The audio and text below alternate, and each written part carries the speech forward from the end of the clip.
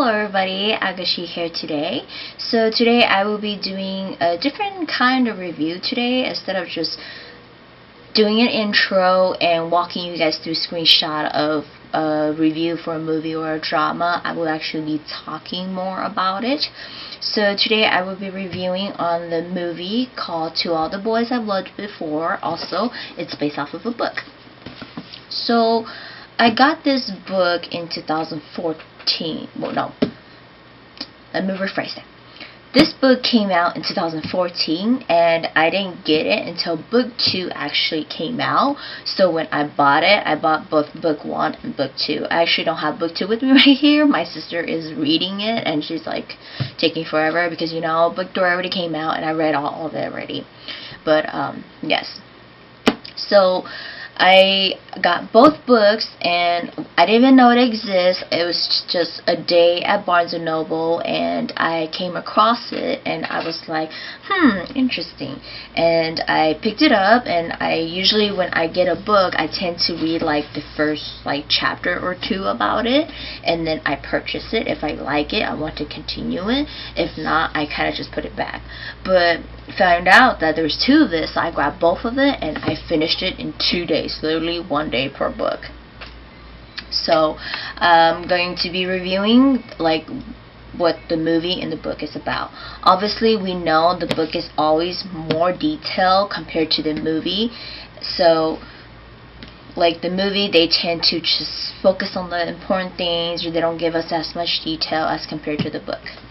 But as much as I remember, book 1 was about Josh a lot. It was like Lara Jean talking about Josh a lot, saying that, oh, everybody loved Josh, my dad loved Josh or liked Josh, Kitty likes Josh, Margot is dating Josh, I have a crush on Josh, and everything was like Josh, Josh, Josh. And she had more interaction with Josh in the book as compared to the movie. She didn't as much.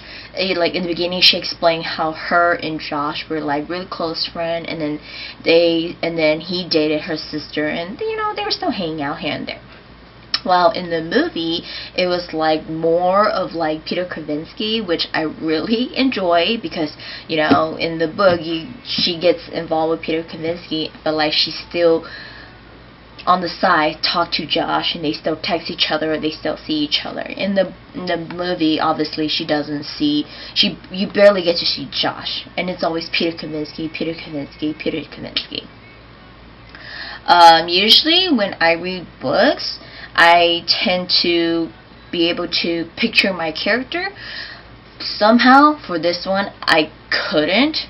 I guess it's because Lara Jean is a mix of Asian and American. Like, she's a mix of it. She's like Korean, and her dad is American.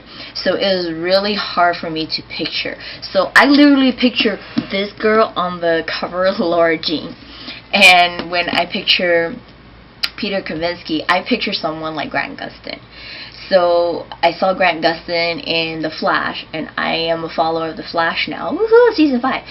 Anyways, but I'm a fan of it, and so I've been like, when I was reading this, I pictured Peter Kavinsky something looking like The Flash, which in my opinion, the guy they cast to play Peter Kavinsky sort of has a look like it to me, in my opinion.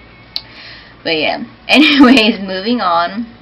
One thing I definitely love about the book and the movie was that they kept the part when Peter Kavinsky took Lara Jean to the party, and she was putting her hair up, and he pulled her scrunchie away, and he says, I like your hair down, and he takes a picture of her. That is so, like, I'm sorry, so Korean drama to me. I mean, come on, Lee Min-ho did it to Park Shin-hye in The Air. They're walking to school, and he pulled her scrunchie off, and it's like he likes it better down. Anyway, I'm getting a little carried away here, but and another thing is, I really like it in the book. They really exaggerate on Jen's character, which she was really annoying, but like typical. This, to me, I reviewed this like a Korean drama when I was reading it. It's like, instead of watching a Korean drama, I was reading a Korean drama. That's how I felt about this book, which I really enjoyed, and I love it. And like, Jin is like obviously the second villain, the villain there. And like, yes, there's always a villain always in between our OTP and getting in the way and causing misunderstanding and drama. Of course, it wouldn't be like that without that second person, obviously. So, but in the movie, I was very glad they didn't have that for her. Like, she wasn't as annoying as the book. Like, literally in the book, I just didn't like her, period. I was just like, oh my gosh, lady, like, go away. But in the movie, like, they did pick out the points of her being annoying and getting in the way of Lara Jean and Peter Kavinsky and getting Lara Jean to misunderstand Peter a lot. But they didn't overdo it like in the book. And I don't want to spoil too much, but if you guys already read the book or you guys already seen it, you guys know what I'm talking about. You can compare and give your thoughts and everything. But you know, if you guys haven't, I don't want to spoil it. But the last scene that I will give out that I really enjoy is in the book. The hot tub scene in the book, I felt like it was like a smoky hot moment of them. And when he kisses her, like, he runs his hand through her hair and all that stuff like that. It was, you picture it differently. But in the movie, oh my god, I loved it how it was done. Like, when she got in and he picked her up, sat her on his lap, and you could just totally feel in that moment that he was in love with her.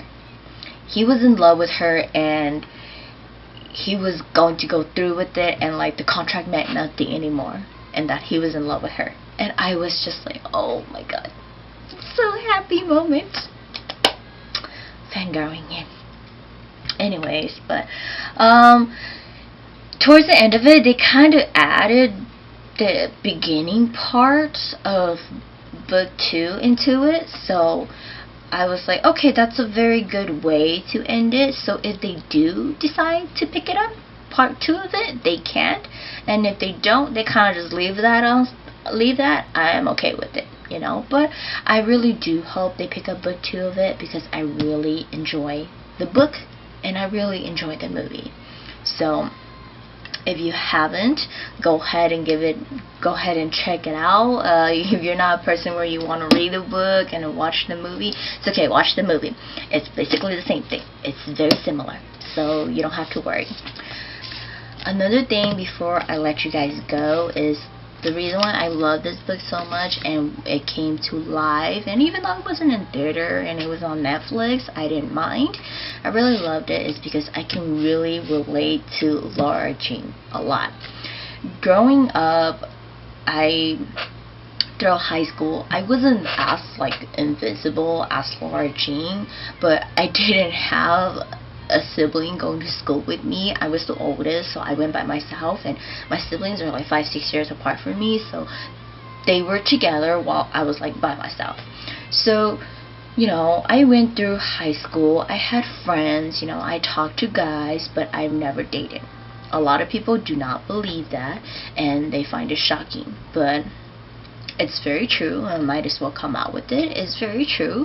I've never dated anyone. Ajoshi is my first boyfriend, and yes, 7 years down the road, now we're engaged, and soon we're about to be married, and he's going to be my husband. And yes, I've been stuck with one man for so long, but I love him. I really love him, and I cannot wait to see what the next step is for us, what our next journeys and what adventures awaits us. But I was like Lara Jean, you know, and when I met Ajoshi, he was very like Peter Kavinsky. He was very popular. He was really like the hot shit in the little group he was hanging out with, and I was like this geek nerd girl. I had braces, I was like always have a ponytail, dressed up in like t-shirt, jeans, and I was not outgoing, I was not makeup type of girl and everything. And it was like, there's so many girls out there that like he could have picked, but he picked me. And I honestly, I did not see it through when we were dating. I was just like, okay, you know, we're dating. It doesn't mean anything. It's an experience. I've never dated before. This is an experience. And during that time, I was living the world of drama world and fantasy world where a Prince Charming would come and swoop me off my feet and be with me. But you know, it's not like that, you know. And it was really hard, like not having any experience, not understanding anything. It was like Lara Jean of asking like Peter Kavinsky, like, okay, now we're in a relationship, like what's the contract, like what is it like? And it's like what Peter Kavinsky is. Sorry, that was a hair. It's like what Peter Kavinsky said to her. There is no contract in a real relationship. It's just trust.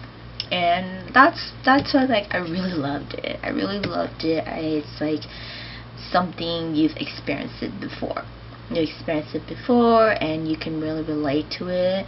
And it's nice to, instead of me writing it, because you know I suck at writing, but it's in a book and I will have it, and it will always remind me, like, this is very similar to how Atashi and I started. Interesting. But yes, if you guys haven't seen the movie, go ahead and give it a watch. I really enjoy it. I hope you guys like it. But if you guys have any movies or any dramas you guys want me to review on that you guys don't want to watch, let me know. I'll go ahead and watch it and I'll review it for you guys, and I'll do a next video about it. Alright? Thank you, and I'll see you guys all next time.